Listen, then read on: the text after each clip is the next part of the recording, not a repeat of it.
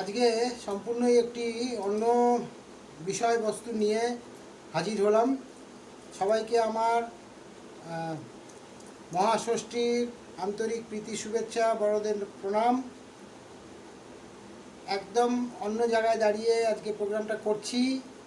আজকের প্রোগ্রামটা হচ্ছে যে আপনারা আমার থাম্বনেলেই বুঝতে পেরেছেন যে ভারতে একটা অ্যাটম বোম পড়তে চলেছে এবং তাতে প্রায় কয়েক লক্ষ লোকের প্রাণহানির সম্ভাবনা দেখা দিয়েছে।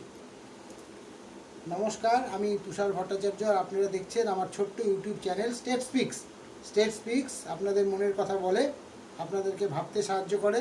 আমরা বাঙালিরা ভাবতে ভুলে গেছি, ভাবতে আমাদের হবেই, এবং আমরা যদি না ভাবি তাহলে পরবর্তী প্রজন্মকে কিন্তু আমরা সঠিক জায়গায় পৌঁছে দিতে পারবো না। এটা আমাদের একটা দায়বদ্ধতা। আর আমি আপনাদের ভাবনার খোরাক যোগাই। আসছি বিস্তারিত আলোচনায়। আপনারা হয়তো হতচকিত হয়ে গেলেন যে হঠাৎ করে আজকে পুজোর দিনে এরকম একটা কথা বলছে, এত লোকের মৃত্যু বা এটা কথা বলছি। সেটা হচ্ছে আমি একটা বাঁধের কথা বলছি। সেই বাঁধটির নাম হচ্ছে মুল্লাপেরিয়ার বাঁধ। কেরল এবং তামিলনাড়ুর বর্ডারে পেরিয়ার নদীর উপরে, কেরালার পেরিয়ার নদীর উপরে এই বাঁধটি 1895 সালে তৈরি, এবং এই বাঁধটি তৈরি করেছিল ব্রিটিশরা।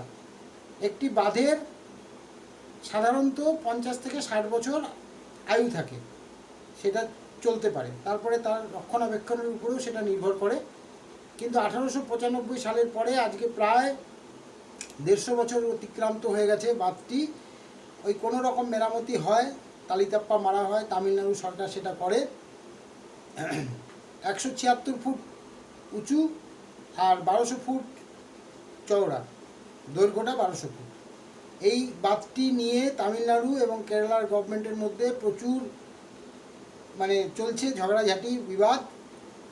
সুপ্রিম কোর্টেরও প্রচুর রায় আছে, সুপ্রিম কোর্টও এটা নিয়ে মীমাংসা করতে পারেনি। কিন্তু এই যে মীমাংসা হচ্ছে না বা করা হচ্ছে না বা করা যাচ্ছে না, যেটাই বলুন, তাতে কিন্তু আমাদের মতো সাধারণ যারা কেরালাবাসী, তাদের কিন্তু জীবন হাতে নিয়ে বসে থাকা। 2011 সালে আইআইটি রুরকির বিজ্ঞানীরা বা বিশেষজ্ঞরা বাঁধটি পরিদর্শন করেন এবং তারা বলেন যে এমনিতেই বাঁধটি ভূমিকম্প প্রবণ এলাকায় অবস্থিত, এবং তারা বলেন যে যদি 6 বা 6.5 রিক্টার স্কেলে যদি ভূমিকম্পটা হয়, তাহলেই এই বাঁধটি যা দফা হবে, দফা রফা হয়ে যাবে, বা যা দশা হবে, তাতে কিন্তু কেরালার 3টি জেলা একদম নিশ্চিহ্ন হয়ে যাবে এবং কয়েক লক্ষ লোকের মৃত্যু হবে। তাই বলছি যে অ্যাটম বোমের থেকে কম কিছু নয়। সেই জন্যই বললাম যে অ্যাটম বোম পড়তে চলেছে। এটা নিয়ে কোনো হেলদোল নেই, সবাই রাজনীতি করছে। কেরল গভর্নমেন্ট যেমন রাজনীতি করছে, তেমনি তামিলনাড়ু গভর্নমেন্টও রাজনীতি করছে। আর মাঝখানে পড়ে আমরা প্রাণ যাচ্ছি। ওই যে আমরা ভোটার, তো আমাদের তো ভোট দিতে হবে, সাংবিধানিক অধিকার। ভোট না দিলে আমাদের সংবিধান খর্ব হবে, কিন্তু আমরা কিছু চাইতে পারবো না। বাঁধটার জন্য আমরা কিছু বলতে পারবো না। সাধারণ অধিবাসীরা কয়েক লক্ষ, একটা ইউনাইটেড নেশন বাঁধটিকে নিয়ে সংশয় প্রকাশ করার ফলে তারা বলেছিল প্রায় 35 লক্ষ লোকের মৃত্যু হতে পারে। এক্সাক্ট ফিগার তো বলা যাবে না, কিন্তু ইউনাইটেড নেশন বলেছে যে 35 লক্ষ লোকের মৃত্যু হতে পারে। বাঁধটি কিন্তু প্রচুর জায়গায় ফাটল ধরে গেছে। যে কোনো সময়, এই বর্ষাকালে যে কোনো সময় এটা দিয়ে কিন্তু একটা ভয়ঙ্কর দুর্ঘটনা ঘটলেও ঘটতে পারে। এবার কেরল গভর্নমেন্ট বলছে জলস্তর 136 মিটার পর্যন্ত রাখতে, কিন্তু তামিলনাড়ু সরকার চাইছে 142 ফুট উচ্চতায় জলটা রাখতে। সুপ্রিম কোর্টেরও রায় আছে যে 136 ফুটের উপরে করা যাবে না। তামিলনাড়ু গভর্নমেন্ট নিজের স্বার্থের জন্য সেখানে একটি ভারী গাড়ি শিল্প তৈরি করতে যাচ্ছে, সেরকম একটা কথাবার্তা চলছে। কিন্তু সেটা তামিলনাড়ুর দিকে। যদি বাঁধটা ভেঙেও যায়, তাহলে কিন্তু তামিলনাড়ুর কোনো ক্ষতি হবে না, ক্ষতি হবে কেরালা। আমরা সাধারণ লোক, অতি সাধারণ লোক, আমরা তো সরকারের উপরে আস্থা রেখে বসে থাকি।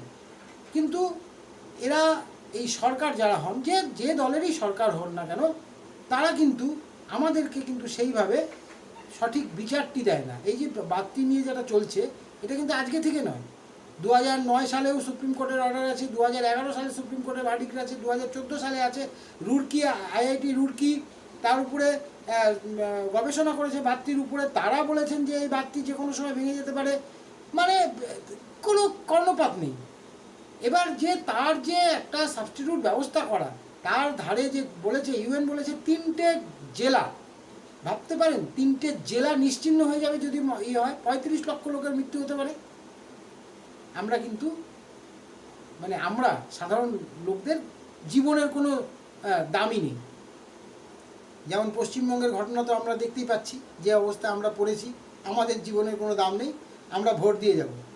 এখন পর্যন্ত ভারতবর্ষ স্বাধীন হওয়ার পর থেকে 18 বার, এইবারকার 2024 সালের ভোট নিয়ে 18 বার পার্লামেন্টের ইলেকশন হলো।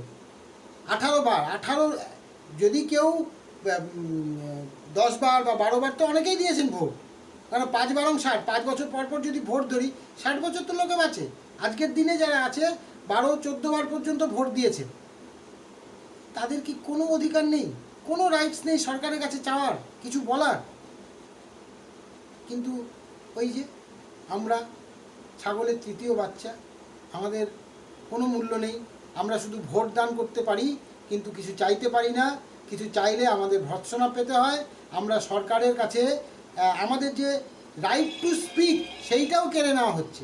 রাইট টু স্পিক, বলার যে অধিকার, চাওয়ার তো ভুলেই যান, আপনি বলার অধিকার কেড়ে নেওয়া হচ্ছে। যে আমি আজকে তামিলনাড়ু এবং কেরালা গভর্নমেন্টের বাদটা নিয়ে বললাম, হয়তো আগামী দিনে আমার উপরেই কোনো একটা অ্যাকশান হয়ে যেতে পারে, যে ভাই তুমি কেন ওই বাদটা নিয়ে বললে, এটা তো সুপ্রিম কোর্টের একটা ভার্ডিক্ট আছে, অমুক আছে, আমরা চেষ্টা করছি, অমুক করছি, তোমার এটা বলা উচিত হয়নি, বলতেই পারে। সেই জন্যে ভারতবর্ষে কোনো কিছু বলতে গেলে বা কোনো কিছু বলে সেটাকে দিয়ে কাজ করিয়ে নেওয়ার জন্য যেটা করা দরকার, সেটা করতে গেলে ইউটিউব বা সোশ্যাল মিডিয়ায় যারা প্রতিনিয়ত আছেন তাদের উপরে আক্রমণ নেমে আসে। আমরা দেখতে পাচ্ছি বিভিন্ন পশ্চিমবাংলায় তো প্রচুর হচ্ছে। যাই হোক, আমি নতুন করে আর কিছু বলবো না। তবে এই বাদটি কিন্তু একটা অ্যাটম বম হয়ে আছে, যে কোনো সময় বাস্ট করতে পারে, এবং বাস্ট করলে তাহলে কিন্তু একটা ভয়ঙ্কর কেলেঙ্কারি ঘটে যাবে ভারতবর্ষের ইতিহাসে। সেইটা কিন্তু ভাববার বা ভেবে কাজ করার লোকের এখন কিন্তু অভাব দেখা যাচ্ছে।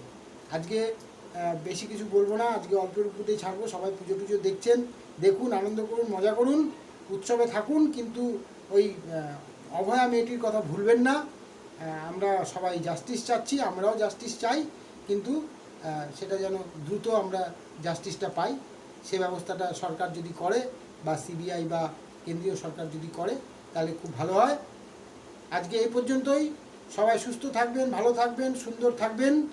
আর আমার চ্যানেলটি লাইক, শেয়ার, কমেন্টস করবেন, পারলে সাবস্ক্রাইব করবেন। আজকে আমার 100তম সাবস্ক্রাইবার হয়েছে, সেই জন্য আমি আপনাদেরকে অসংখ্য অসংখ্য ধন্যবাদ। আপনাদের এই ছোট্ট ছোট্ট প্রয়াস আমাকে আগামী দিনে আরও উৎসাহিত করবে এগিয়ে যাওয়ার জন্য। নমস্কার।